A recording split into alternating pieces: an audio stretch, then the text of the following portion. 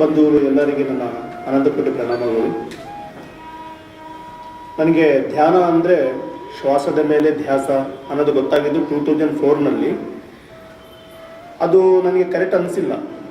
ಯಾಕೆ ಶ್ವಾಸದ ಮೇಲೆ ಧ್ಯಾಸ ಅಂತ ಹೇಳ್ತಿದ್ದಾರೆ ಇವರು? ಈ ಯುಗನಲ್ಲಿ ನಾಮ ಮಂತ್ರ ಅಷ್ಟೇ ಪವಿತ್ರ ಅಂತ ತುಂಬ ಜನ ಮಹನೀಯರು ಹೇಳ್ತಿದ್ದಾರೆ ಅಂತ ಹೇಳ್ಬಿಟ್ಟು ನನಗೆ ಒಂಥರ ಸಂಶಯ ಇತ್ತು. ಆದ ನಂತರ ಮತ್ತು ಜೀವಹಿಂಸೆ ಮಾಡಬಾರ್ದು ಅಂತ ಹೇಳಿದ್ರೆ ನನಗೆ ಧ್ಯಾನನೇ ಮುಖ್ಯ, ಜೀವಹಿಂಸೆ ಮಾಡಬಾರ್ದು ಅಂತ ಗೊತ್ತಾಯಿತು. ಜೀವಹಿಂಸೆ ಅನ್ನೋದು ಮಾಡಬಾರ್ದು ಅನ್ನೋದು, ಮಾಂಸಾಹಾರಿ ಅನ್ನೋದು ಬಿಟ್ಬಿಟ್ಟು ಆತ್ಮಚಿಂತನೆ ಅನ್ನೋದು ಪ್ರತಿಯೊಂದು ಮಾನವನಿಗೆ ಕುತೂಹಲ ಇರ್ತದೆ. ನಾನಂದರೆ ಯಾರು, ಯಾಕೆ, ಯಾವ ಮಾರ್ಗನಲ್ಲಿ ಹೋಗಬೇಕು, ಯಾವುದು ಸರಿ ಮಾರ್ಗ ಅನ್ನೋದು ಎಲ್ಲರಿಗೂ ಇರ್ತಿದೆ. ನನಗೇನಿತ್ತಂದರೆ ಇನ್ನರ್ನಾಗ ನಾನು ಒಂದು 100% ಶಿಷ್ಯ, ನನಗೆ 100% ಗುರು ಅನ್ನೋದು ಒಬ್ಬರು ಸಿಗಬೇಕು ಅನ್ನೋದು ತುಂಬ ಮನಸ್ಸಿನಲ್ಲಿ ನನಗೆ ಒಂದು ಹೆಮ್ಮೆ ಇತ್ತು. ಅಂಥ ಗುರು ಸಿಕ್ಕಿದ್ರೆ ನಾನು ಅವರು ಹೇಳಿದರೆ ಅಲ್ಲಿಂದ ಬೀಳು ಅಂದರೆ ಬೀಳ್ತೀನಿ, ಒಂದು ಬೆಂಕಿಯಲ್ಲಿ ಸುಟ್ಟೋಗಂದರೆ ಸುಟ್ಟೋಗ್ತೀನಿ, ಅಷ್ಟು ನನಗೆ ಮನಸ್ಸಿನಲ್ಲಿ ಇತ್ತು. ಇದು ಇದ್ಮೇಲೆ ನನಗೆ ಒಂದು ಅಷ್ಟು ಆತ್ಮವಿಶ್ವಾಸ ಇತ್ತು. ಗುರು ಅನ್ನೋರು ನನಗೆ ಒಂದು ದಿವಸ ಬರ್ತಾರೆ, ನನ್ನ ಕೈ ಇಟ್ಕೊತಾರೆ, ನನಗೆ ನಡೆಸ್ತಾರೆ ಒಂದು ಸತ್ಯ ಮಾರ್ಗಕ್ಕೆ ಅಂತ. ಯಾವ ಜನ್ಮನಲ್ಲಿ ನಾನು ಎಷ್ಟು ಮೋಸ ಹೋಗಿದ್ದೇನೋ ಒಂದು ಆಧ್ಯಾತ್ಮಿಕ ಒಂದು ವಿಷಯದಲ್ಲಿ, ಆ ಥರ ನನಗೆ ಆ ಭಯ ಅನ್ನೋದು ಮನಸ್ಸಿನಲ್ಲಿ ಅದೇ ಥರ ಇತ್ತು. ಈ ಜನ್ಮ ಕಂಪಲ್ಸರಿ ಸಾರ್ಥಕತೆ ಮಾಡ್ಕೋಬೇಕನ್ನೋದು ಇತ್ತು ನನಗೆ. ಇದೇ ಥರ ಇದ್ಮೇಲೆ ನನಗೆ ಆತ್ಮಚಿಂತನೆ ಅನ್ನೋದು ಇನ್ನೂ ತುಂಬ ಜಾಸ್ತಿ ಆಯಿತು. ಎಲ್ಲಿ ಹೋದ್ರೂ ಕೂಡ ನನಗೆ ಮನಸ್ಸಿಗೆ ಸ್ಯಾಟಿಸ್ಫೈ ಇಲ್ಲ. ಯಾಕಂದರೆ ಒಂದೇ ರೀತಿಯಲ್ಲಿ ನನಗೆ ಮನಸ್ಸಿನಲ್ಲಿ ಇದು ಬರ್ತಾ ಇಲ್ಲ. ಎಲ್ಲಿ ನೋಡಿದ್ರೂ ಕೂಡ ಬರೀ ಕಮರ್ಷಿಯಲ್ಲು ಅದು ಇದು ನನ್ನ ಮನಸ್ಸಿಗೆ ಸರಿ ಹೋಗ್ತಾ ಇಲ್ಲ. ಎಲ್ಲಿ ನೋಡಿದ್ರೂ ಕೂಡ ಸಮಾಧಾನ ಇಲ್ಲ. ಆದ ನಂತರ ನನಗೆ 2008ನಲ್ಲಿ ಹೆಲ್ತ್ ತುಂಬ ಎಫೆಕ್ಟ್ ಆಯಿತು. ಎಷ್ಟು ಎಫೆಕ್ಟ್ ಅಂದರೆ ಒಂದು 60-70 ವರ್ಷ ವಯಸ್ಸಾದವ್ರಿಗೆ ಏನು ಹೆಲ್ತ್ ಪ್ರಾಬ್ಲಮ್ ಆಗ್ತದೆ, ಆ ಥರ ನನಗೆ ಹೆಲ್ತ್ ಪ್ರಾಬ್ಲಮ್ ಆಯಿತು. ಕೆಳಗಡೆ ಕೂತ್ಕೋಬೇಕಂದ್ರೆ ಕೂಡ ನನಗೆ ಎಷ್ಟು ಹಿಂಸೆ ಅಂದರೆ ಹೇಳ್ಬಾರ್ದು. ನನ್ನ ವಯಸ್ಸು ಆವಾಗ 34 ವರ್ಷ. ಬಾತ್ರೂಮ್ಗೆ ಹೋಗ್ಬೇಕಂದ್ರೆ ಒಂದು ಕಡೆ ನನ್ನ ಮಿಸ್ಸಸ್ ಬೇಕು, ಒಂದು ಕಡೆ ನನ್ನ ತಮ್ಮ ಇರಬೇಕು. ಈ ಥರ ಇದ್ಮೇಲೆ ನನಗೆ ಭಾಳ ಜನ ಹೇಳಿದ್ರು, ನಿನಗೆ ಬ್ಲ್ಯಾಕ್ ಮ್ಯಾಜಿಕ್ ಮಾಡಿದ್ದಾರೆ, ಈ ಥರ ಇದೆ, ಆ ಥರ ಇದೆ ಅಂತ ಏನೇನೋ ಹೇಳಿದ್ರು.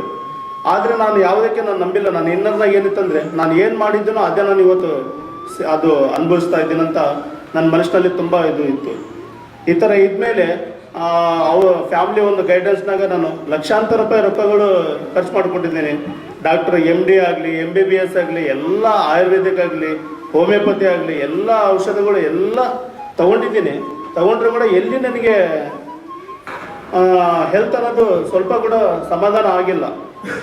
ಏನು ನಾನು ಈ ಥರ ಆಗ್ಬಿಟ್ಟೀನಿ, ಎಷ್ಟು ಲೈಫ್ ನಂದು ಈ ಥರ ಆಗ್ಬಿಡ್ತಂತ ಒಂಥರ ಮನಸ್ಸಿನಲ್ಲಿ ಸಂಕೋಚ ಇದ್ಮೇಲೆ ಒಂದು ಸಾರಿ ಪಿರಮಿಡ್ಗೆ ಬಂದೆ. ನಮ್ಮ ಬಳ್ಳಾರಿನಲ್ಲಿ ಸುರ್ನನ್ ಸರ್ ಅಂತ ಹೇಳಿ ಆರ್ಗನೈಸರ್ ಅವರು, ಪಿರಮಿಡ್ ಪತಂಜಲಿ ಪಿರಮಿಡ್ ಧ್ಯಾನ ಕೇಂದ್ರ ಅಂತ ಹೇಳಿ, ಸರ್ ನೀವು ಏನಿಲ್ಲ, ನಾನು ಅನ್ನೋದು ಈ ಶರೀರ ಅಂತ ಮರ್ತೋಗ್ಬಿಡಿ, ಸಹಜವಾಗಿ ನೀವು ಧ್ಯಾನ ಮಾಡ್ಕೊಳ್ಳಿ, ಧ್ಯಾನ ಮಾಡಿಕೊಂಡ್ರೆ ಎಲ್ಲ ಸರೋಗ್ತದೆ ಅಂದರೆ ಕೇವಲ 15 ದಿವಸದಲ್ಲಿ ನನ್ನ ಧ್ಯಾನ ಅನ್ನೋದು ಈ ಥರ ಮಾಡಿಕೊಂಡ್ರೆ ಆರೋಗ್ಯ ಸಂಪೂರ್ಣವಾಗಿ ನನಗೆ ಆರೋಗ್ಯ ಬಂದುಬಿಡ್ತು. ಕೇವಲ 15 ದಿವಸದಲ್ಲಿ ನನಗೆ ಎಷ್ಟು ಸಂತೋಷ ಆಯ್ತು ಅಂದರೆ, ಈ ಒಂದು ಕಷ್ಟ ಬಂದಿದ್ದು ನನಗೆ ಈ ಥರ ಹೆಲ್ತ್ ಪ್ರಾಬ್ಲಮ್ ಬಂದಿಲ್ಲಿದ್ರೆ ನಾನು ಬಹುಶಃ ಈ ಧ್ಯಾನ ಕೇಂದ್ರಕ್ಕೆ ಬರ್ತಿದ್ದಿಲ್ಲ, ನಾನು ಪಿರಮಿಡ್ ಸ್ಪಿರಿಚುವಲ್ಗೆ ಬರ್ತಿದ್ದಿಲ್ಲ ಅಂತ ಅನ್ನಿಸ್ತು. ಆದಮೇಲೆ ಎಷ್ಟು ಶಕ್ತಿ ಇದೆಯಲ್ಲ ಇದರಲ್ಲಿ, ಎಷ್ಟು ಆನಂದ ಇದೆಯಲ್ಲ. ಪ್ರಪಂಚದಲ್ಲಿ ಪ್ರತಿಯೊಬ್ಬರು ಕೂಡ ಕಷ್ಟ, ದುಃಖ, ನಷ್ಟನಲ್ಲಿ, ಮೋಸನಲ್ಲಿ, ಅಸ್ತವ್ಯಸ್ತನಲ್ಲಿ ಇದ್ದಾರೆ. ಉಚಿತವಾಗಿ, ಕೇವಲ ಉಚಿತವಾಗಿ. ನನಗೆ ಗೊತ್ತಿದ್ರೆ ನಾನು ಗುರು ಅಂತ ಇಲ್ಲ, ನಿನ್ನ ಕಾಲು ಮುಗಿತೀನಿ ಸ್ವಾಮಿ, ಧ್ಯಾನ ಮಾಡು. ಎಷ್ಟು ಮಹಾನೀಯರು, ಎಷ್ಟು ಮಹಾಭಾಗ್ಯ ನಮ್ಮದು. ಪತ್ರಿಜಿ ಸರ್ ಅವ್ರಿಗೆ ನಮ್ಮ ರೋಮಗಳಿಂದ ರಕ್ತದ ಪ್ರತಿಯೊಂದು ಬೊಟ್ಟುಗಳಿಂದ ಅವ್ರಿಗೆ ಕೃತಜ್ಞತೆಗಳು, ಧನ್ಯವಾದಗಳು ಅವ್ರಿಗೆ. ಆದ ನಂತರ ಈ ಥರ ಇರಬೇಕಾದ್ರೆ ನಮ್ಮ ಶ್ವಾಸೇ ನಮ್ಮ ಗುರು.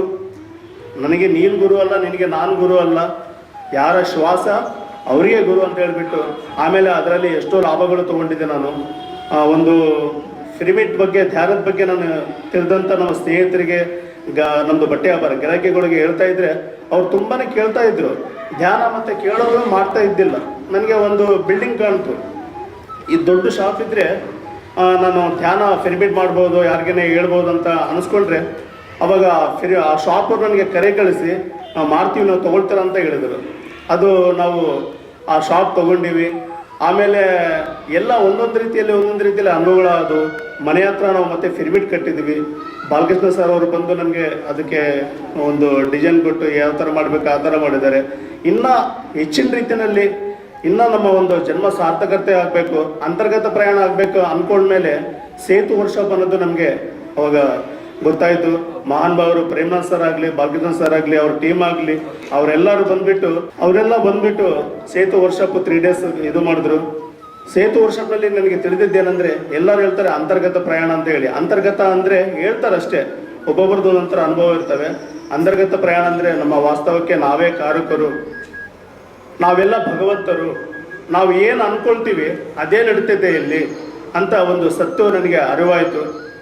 ಇದು ತುಂಬಾ ಭಾಳ ಒಂದು ಅದ್ಭುತ. ಇದು ಈ ಸಿಹಿ ಪ್ರತಿಯೊಬ್ಬ ವ್ಯಕ್ತಿ ಪ್ರಪಂಚದಲ್ಲಿ ಪ್ರತಿಯೊಬ್ಬರು ಕೂಡ ಇದು ತಗೋಬೇಕು. ಎಲ್ಲ ಕಡೆ ಕೌನ್ಸಿಲಿಂಗ್ ಮಾಡೋರು ತಗೋಬೇಕು. ಕೌನ್ಸಿಲಿಂಗ್ ತಗೊಳ್ಳೋದಷ್ಟೇ ಅಲ್ಲ, ಅದರಲ್ಲಿ ತಗೊಂಡು ಎಷ್ಟು ಶಕ್ತಿ ಸಾಮರ್ಥ್ಯ ಇದೆ ಅಂತ ಎಲ್ಲರೂ ಆನಂದದಿಂದ, ಅದ್ಭುತದಿಂದ, ವೈಭವದಿಂದ ಜೀವಿಸೋದೇ ಮಾನವ ಜನ್ಮ.